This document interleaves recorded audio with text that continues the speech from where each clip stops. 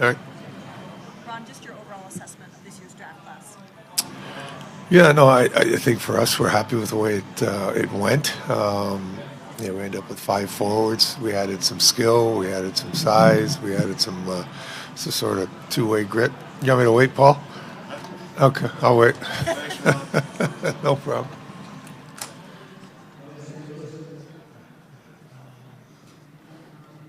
Before we get into today's guys, can I just ask you real quick, how does you guys feel on how Shane Wright's been developing and how he looks in the AHL playoffs there? He's coming along real well. So I saw a tweet where I think he had the second best points per game in the playoffs in the last 15 years for guys under 21. So he's really improved over the years, and we're pleased with the progress he's making. Ron, bigger picture, this is the last in-person draft apparently, at least for now. Logistically, it makes sense. But what's lost, in terms of the environment, in terms of deal making, the stuff that happens behind the scenes? Yeah, I don't know if there's a lot there. There's a lot of expense for the teams to bring everybody kind of out. And now with 32 teams, there's just not as much room on the floor anymore. So things get sort of tight. We've done it, ever since I've been a GM, and I had a conversation with Bill Cowher years ago how they work it in the NFL. And so we've always done it on day one. We have everybody at the table, but day two, we don't bring our scouts to the table. We have a war room off site, and we communicate back and forth. So, for us, this is something I think that I would enjoy. Yeah, it's different. You don't get to see, some of the agents. You don't get to see, the players live with their reactions. But, I think it's just with 32 teams, it's too tough now to make it all work. Calendar's so much, as a free agent, you got to pivot right away, right? Yeah, there's no downtime, and this is really busy for us. So, the draft ends today. We're on a flight back home tonight, and free agency starts on Monday, so we're ready for that. Dev camp starts. Our kids come in tomorrow. So, Ron, your overall assessment on this year's draft class. yeah, no, we're pleased with it. We got some skilled players. We got some size. Solid two-way guys. We got some puck moving D, and we got another big Finnish goaltender. So. Overall, we're pleased with the way it went. There was a lot of talk, you mentioned this yesterday, that this might be a D-heavy draft, but still so many forwards. Is this kind of what you expect? Well, I think everybody was just expecting more D to go at the top of the draft. That didn't really happen, I think, the way people were expecting, and then the D sort of went. So, it's kind of a unique situation. You may be sitting there thinking, okay, we're going to get this defenseman coming up, and bang, bang, they go right before it's your pick, and now you've got to pivot and go in a different direction. So overall, we're pleased with the guys we got, and we think we added, as I said, a lot of good hockey players to the Kraken organization. So much movement this year, Ron. Do you think it was more than previous years, about the same, and you yourself chose to make a move? Why so far? Yeah, no, I think there's a lot more talk, a lot more communication. I think in this year's draft, people were looking sort of, do they want to do this? Do they want to do that? In our case, we had the 9 picks. We tried to move some picks for players. Those deals didn't happen. We tried to, look at moving picks to move up. We looked at, dropping down and getting more picks. But we got to that point in the draft, we didn't have a 5th-round pick.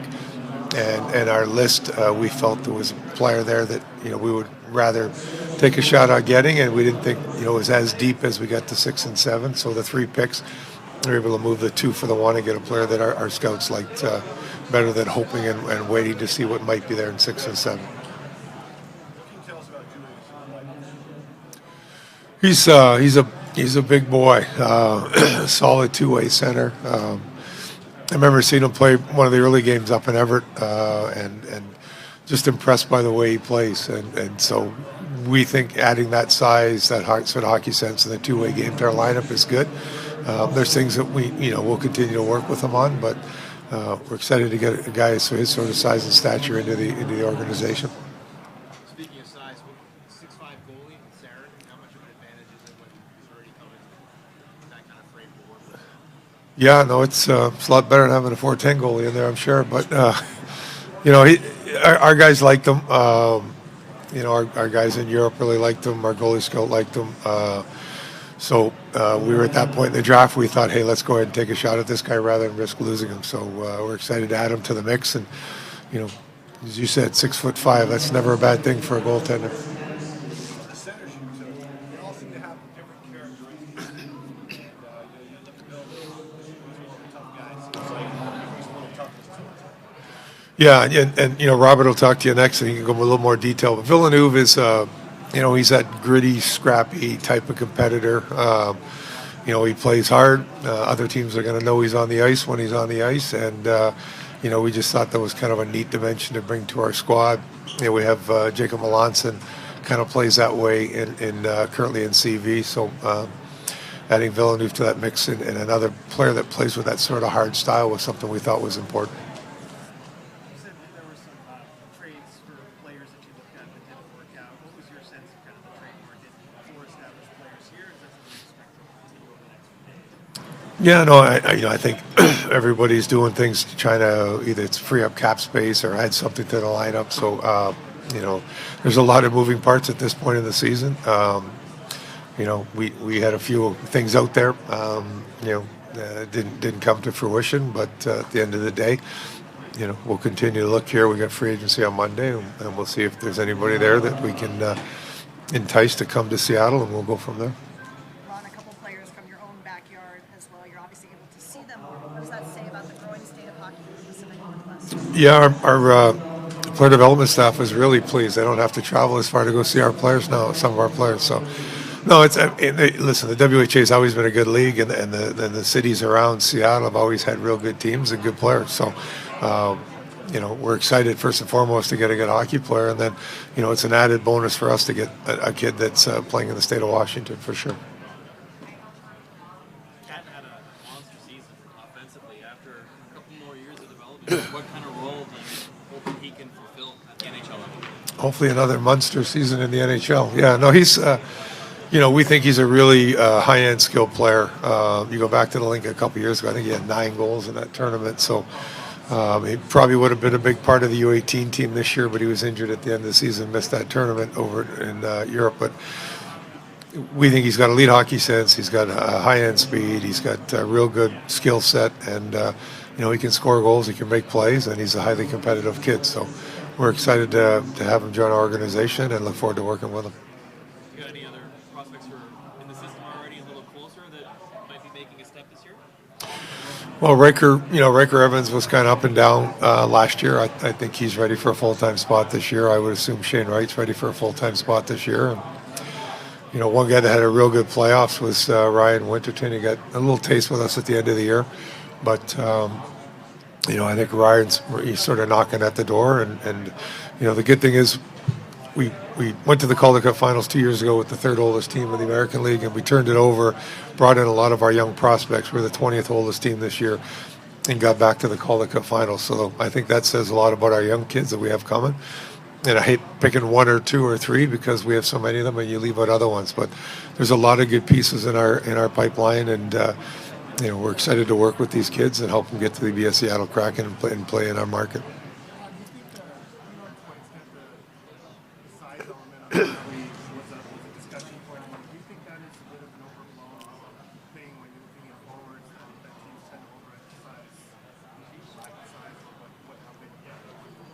No, I mean, I think, myself included, I think size is important, but, you're also looking at a lot of other factors that a player has.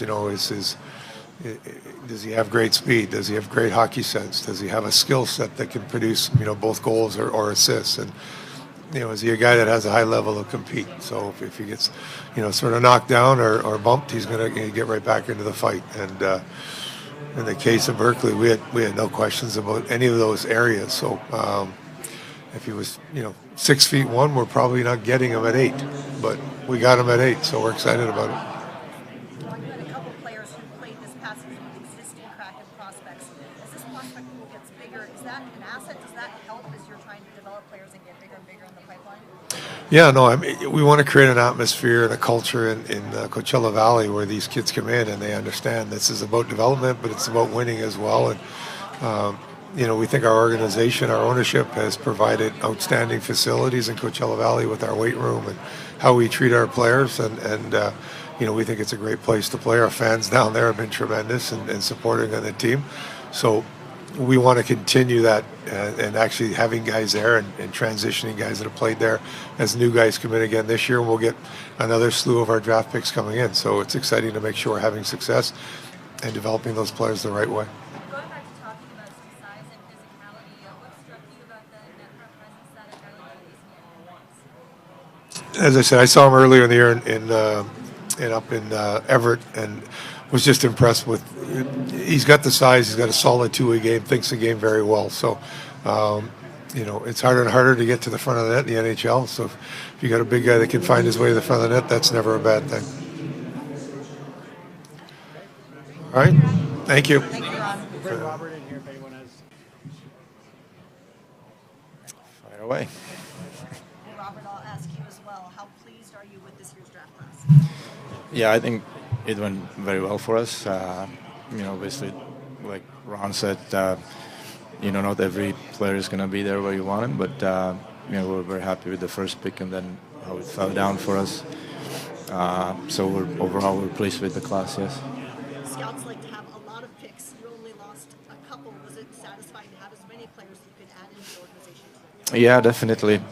More picks you have for the amateur scouting department, it's more fun, and you can find more players that can help you down the road to win hockey games. And so we were happy to have as many picks as we had.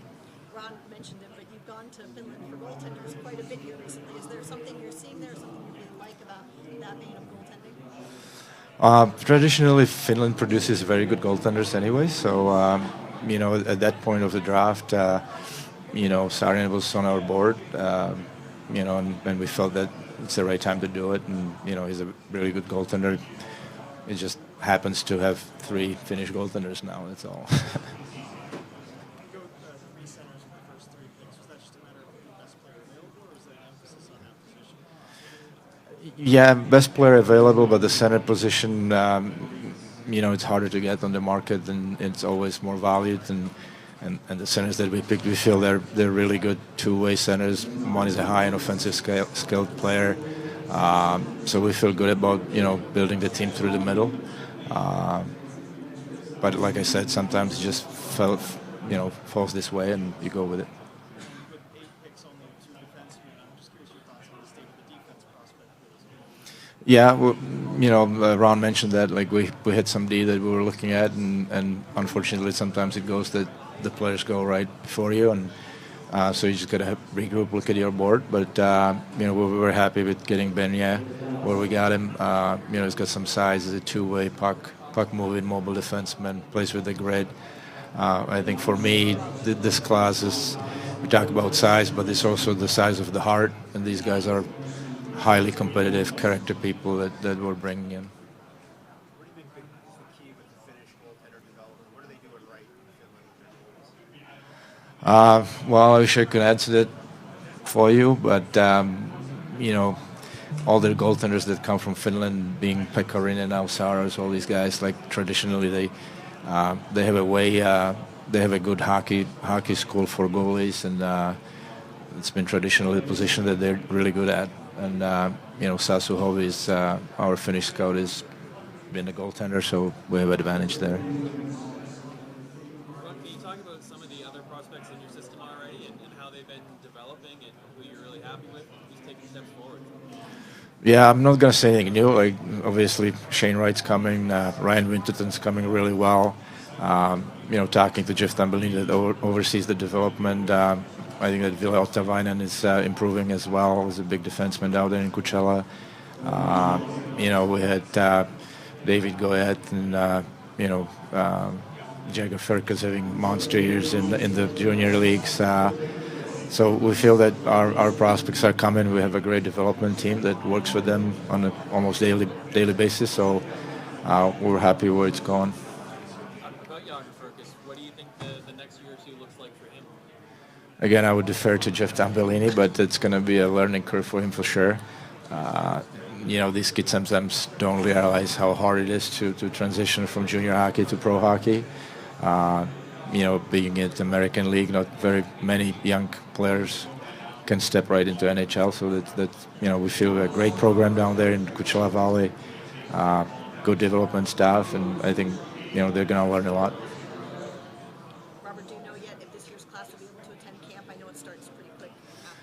Yeah, we're planning to bring everybody. Yeah, we talked to the Saarinen as well, so we're gonna bring him from Finland over, and we'd like to have all the kids in the camp. Yes.